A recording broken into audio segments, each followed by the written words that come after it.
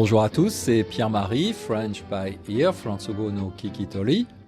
Bienvenue dans mon podcast pour un nouvel épisode de niveau débutant. Le sujet aujourd'hui, c'est le retour de la course des garçons de café parisiens. C'est un titre un peu long, il y a beaucoup d'informations, alors je vais expliquer ces informations petit à petit. D'abord, qu'est-ce que c'est un garçon de café ? Eh bien, tout simplement, c'est un serveur dans un café, dans un restaurant. L'expression garçon de café est une expression un peu ancienne, qu'on n'utilise plus beaucoup aujourd'hui. Mais quand on dit quand même garçon de café, il y a cette image du serveur parisien traditionnel dans un café ou dans une brasserie, donc habillé en noir et blanc avec son tablier, son grand plateau pour porter les assiettes, les verres, les cafés, etc., toutes les commandes des clients. Il y a donc une course des garçons de café.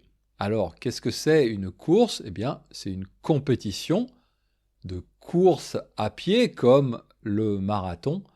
Mais bien sûr, c'est une course beaucoup moins longue et c'est une course seulement pour les garçons de café. Elle a été inventée en 1914 à Paris. Donc ça fait plus d'un siècle, c'est vraiment une sorte de tradition, mais elle était arrêtée depuis un peu plus de 10 ans. Et si je parle de cette course des garçons de café aujourd'hui, c'est parce que aujourd'hui même, le jour où j'enregistre ce podcast, on est le 24 mars, Paris, la ville de Paris, relance la course des garçons de café. Donc aujourd'hui, à Paris, il y a pour la première fois depuis 11 ans, une course des garçons de café parisiens.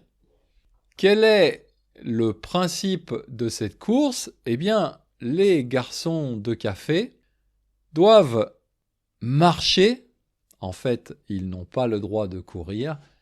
Ils doivent marcher le plus vite possible sur un parcours de 2 km dans le centre de Paris.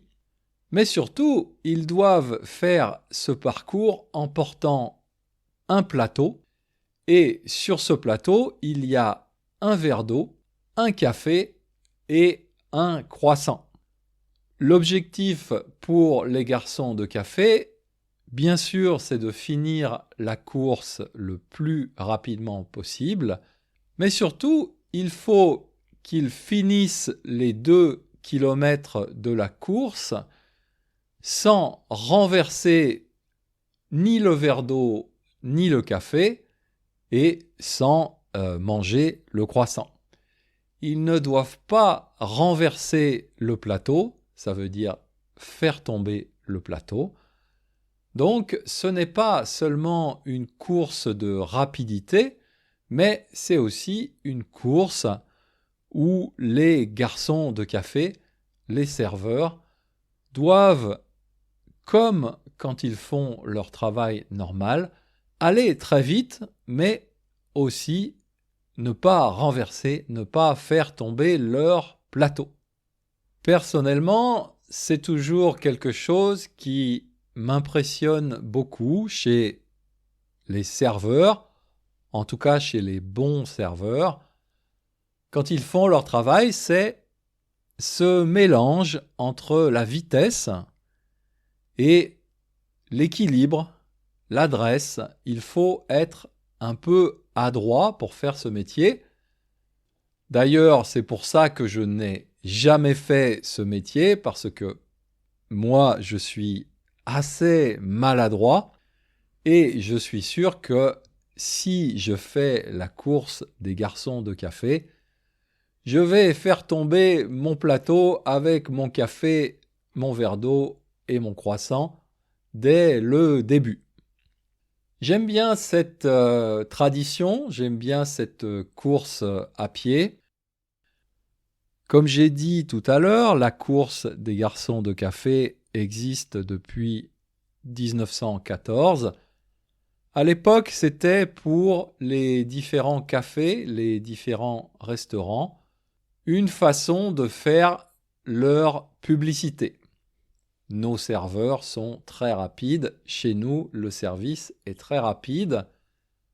Aujourd'hui, donc, après 10 ans d'absence, c'est donc le retour de cette course. À mon avis, c'est un peu parce que cette année, il y a les Jeux olympiques à Paris. Et puis que Paris, peut-être la France en général, veut aussi donner une belle image de sa restauration, de ces serveurs qui ont parfois une mauvaise réputation, une mauvaise image.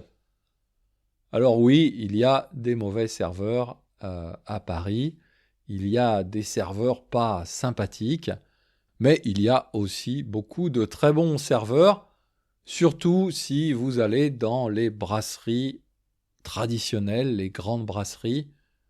Je pense au Terminus Nord, par exemple, près de la gare du Nord, ou à l'Européen, près de la gare de Lyon. En général, dans ces grandes brasseries, dans ces grands cafés un peu historiques, le service est quand même très bon.